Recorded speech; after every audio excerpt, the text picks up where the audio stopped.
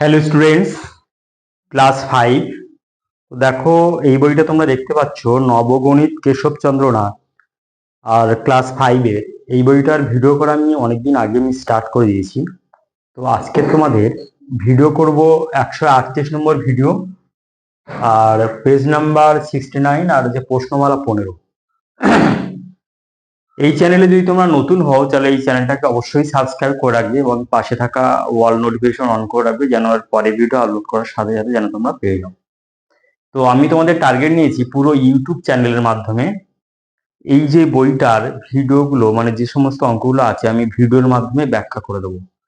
তাহলে তাতে করে কি হবে, যে অঙ্কের বেসিকটা তোমাদের একদম মজবুত হয়ে যাবে এবং তোমরা যে কোনো কম্পিটিটিভ পরীক্ষায় বা এরপরে মাধ্যমিক যখন দেবে তখন কিন্তু 100-100 পাওয়ার একটা রাস্তা অবশ্যই তৈরি হয়ে যাবে। ওকে, তো শুধু অঙ্ক বলে কথা না, আমি তোমাদের বীজগণিত এবং মানে জ্যামিতির মানে বেসিক স্ট্রং করার জন্য যা যা ইনফরমেশন দেব আমি, তাহলে সেইগুলো ভালো করে প্র্যাকটিস করলে তোমাদের অঙ্কের বেসিক একদম স্ট্রং হয়ে যাবে।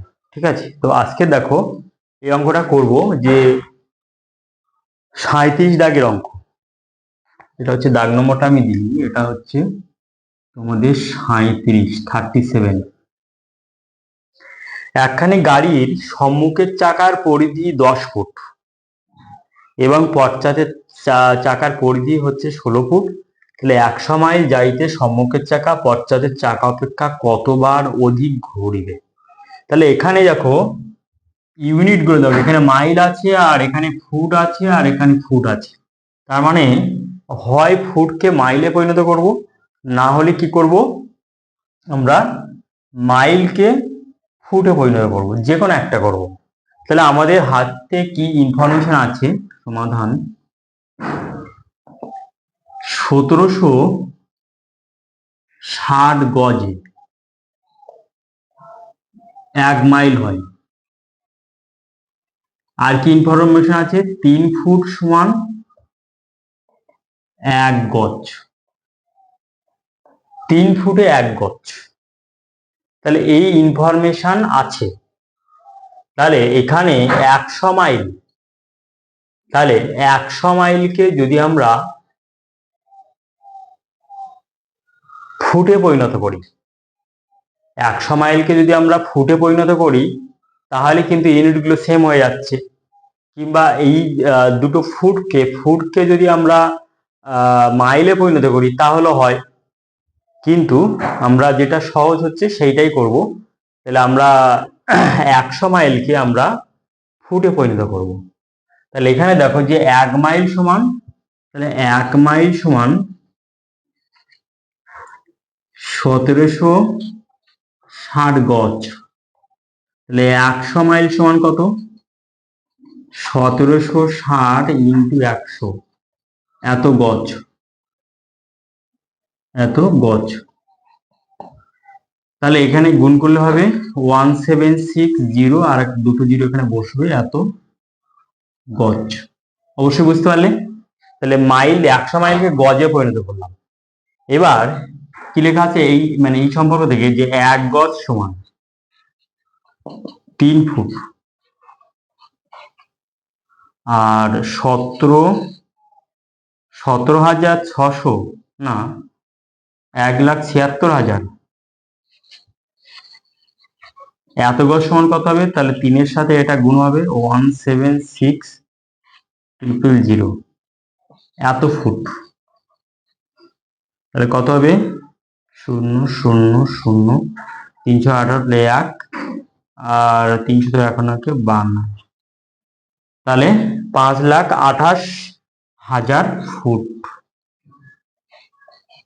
তাহলে 100 মাইলের রেসপেক্টে পেয়ে গেলাম এত ফুট। তাহলে এবার গাড়ির সম্মুখের চাকার পরিধি 10 ফুট, তার মানে কি, এবার লিখতে হবে গাড়িটির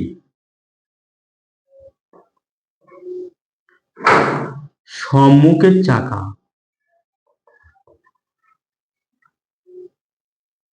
সম্মুখের চাকার পরিধি 10 ফুট, মানে একবার রাউন্ড করে, মানে একবার পাক খেলে ওই 10 ফুট যাবে। সম্মুখের চাকা 10 ফুট যায়, সমান একবার ঘুরে গাড়িটির সম্মুখের চাকা 1 ফুট যায় কতবার ঘুরে? 1/1/10। গাড়িটির সম্মুখের চাকা তাহলে 5 to 8 মানে 5,28,000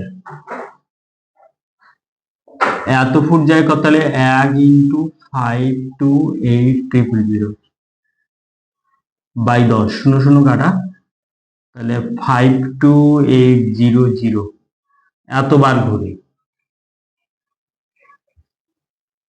তাহলে গাড়িটির সম্মুখের চাকা 5,28,000 5,28,000 ফুট যাবে 52,800 বার ঘুরে। এবার গাড়িটির মানে পশ্চাতের চাকা মানে পেছনের চাকা, এবার লিখতে হবে গাড়িটির পিছনের চাকা, পেছনের চাকার পরিধি মানে এখানে কত দেওয়া আছে? 16 ফুট। তার মানে 16 ফুট পেয়েছি পেছনের চাকা 16 ফুট, এখানে পথ 16 ফুট পথ হবে, 16 ফুট পথ যায় সমান একবার ঘুরে। তাহলে গাড়িটির পিছনের চাকা 1 ফুট যাবে কত ঘুরে? তাহলে 1/, এতবার ঘুরে। গাড়িটির পিছনের চাকা 5,28,000 এত ফুট পথ যাবে সমান 1 × 5,28,000/16। তাহলে এতবার ঘুরে, তাহলে এইটাকে সিম্পলিফাই করতে হবে। তাহলে কত দিয়ে দেখো, 4 দিয়ে কারেক্ট যাবে, 4 4 16, 4 1 4 5 1 হলে 4 3 12, 4 2 8 000 আবার কিন্তু 4 দিয়ে ভাগ করা যাবে। তাহলে কত হবে? 4 3 12, 13 14, 4 3 12, 33,000 বার ঘুরে, 33,000 বার ঘুরে। গাড়িটির পিছনের চাকা তাহলে এই 5,28,000 ফুট পথ যাবে 33,000 বার ঘুরে। এখানে বলছে গাড়িটির পশ্চাতের চাকা অপেক্ষা মানে সম্মুখের চাকা পশ্চাতের চাকা অপেক্ষা কতবার অধিক ঘুরিবে, মানে এইটাই প্রশ্ন দেওয়া আছে। তাহলে বিয়োগ করতে হবে, তাহলে লিখতে হবে অতএব গাড়িটির সম্মুখের চাকা পশ্চাতের চাকা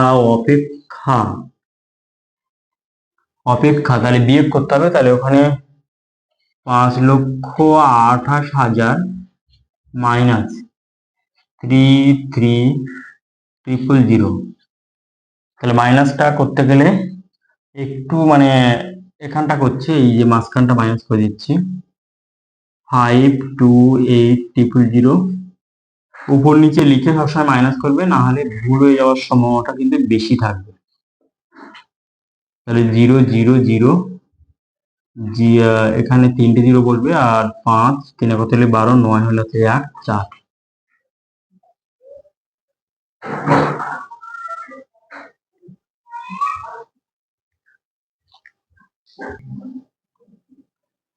তাহলে এখানে বিয়োগটা একটু ভুল হয়ে গেছিল, দেখো ওখানে একটা 0 আমি একটু বেশি দিয়েছিলাম, তাহলে মাইনাস করলে তাহলে কত হবে? 52,800 থেকে মাইনাস করতে হবে 33,000, বিয়োগ করলে তাহলে কত হবে? 19,800।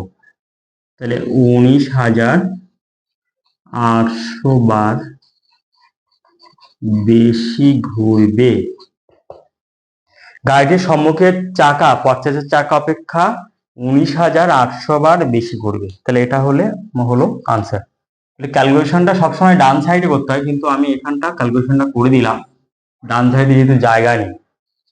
তাহলে অঙ্কটা আশা করি তোমরা অবশ্যই বুঝতে পারলে যে তোমাদের 100 মাইলকে ফুটে পরিণত করে দিলাম। তাহলে এই রিলেশন অবশ্যই মাথার মধ্যে রাখতে হবে। তাহলে এই দুটো রিলেশন অবশ্যই মাথার মধ্যে রাখবে তোমরা অঙ্ক করতে গেলে। তাহলে মাইলে এখান থেকে মাইল থেকে ফুটে পরিণত করলে 100 মাইলকে এই টার্মটা পাই। এবার গাড়িটির সম্মুখের চাকা তাহলে 10 ফুট যায় একবার ঘুরে, তাহলে 1 ফুট যাবে কতবার ঘুরে, আর ওই পথটা অর্থাৎ যেটা বের করলাম 5,28,000, তাহলে এই পরিমাণ পথ যাবে কতবার ঘুরে। একই রকম ভাবে পথের চাকা বের করলাম, দুটো থেকে বিয়োগ করে দিলাম, তাহলে কতবার বেশি ঘুরবে অবশ্যই আনসার পেয়ে গেলাম। তাহলে এই অঙ্কটা আশা করি বুঝতে পারলে। তাহলে এরপরের ভিডিও তোমরা পাওয়ার জন্য এই চ্যানেলটাকে অবশ্যই সাবস্ক্রাইব করে রাখবে। তোমাদের প্রশ্নমালা 16 মানে এই প্রশ্নমালা 15 যত অঙ্ক আছে সব কিন্তু শেষ করে দিলাম। এবার অনেকগুলো মানে অনেক টাইম লেগে গেছে একটু, কারণ আমার তো অ্যাকচুয়ালি আরো অন্যান্য ক্লাসে আমি ব্যস্ত থাকি, তো ওই জন্য মানে ভিডিও করার সময় পাই না। তো অনেক লেট হলো এই মানে এই চ্যাপ্টারটা শেষ করতে, মানে 15 প্রশ্নমালাটা। তো অনেক ক্লাসের দায়িত্ব থাকে, ইংলিশ মিডিয়াম, বেঙ্গলি মিডিয়াম। তো যাই হোক, তোমাদের প্রশ্নমালা 16 এরপরে আমি স্টার্ট করে দিচ্ছি। তো ওই জন্য পরের ভিডিও পাওয়ার জন্য চ্যানেলটাকে অবশ্যই সাবস্ক্রাইব করে রাখবে। প্রশ্নমালা 16 এইরকম খুব সুন্দর করে ব্যাখ্যা করে দেবো। আর প্রশ্নমালা 16 লাস্টের দিকের অঙ্কগুলো মোটামুটি ভালো অঙ্ক আছে, বা 10 থেকে যে সমস্ত অঙ্ক দেখতে পাচ্ছি তার মধ্যে 22-এর দাগের অঙ্কটা খুব ইম্পর্টেন্ট, একদম লাস্ট। ঠিক আছে, এইভাবে সুন্দর করে ব্যাখ্যা করে তোমাদের বুঝিয়ে দেব। তাতে করে কি হবে, তোমাদের বাইরে কোনো টিচার নেওয়া লাগবে না। এইভাবে ইউটিউব ভিডিওর মাধ্যমে সুন্দর করে ব্যাখ্যা করে অঙ্ক শিখলে তোমাদের বাইরের কোনো টাকা পয়সা ব্যয় করে টিচার ধরার প্রয়োজন নেই। ওকে, তো আজকের ভিডিও এই পর্যন্ত।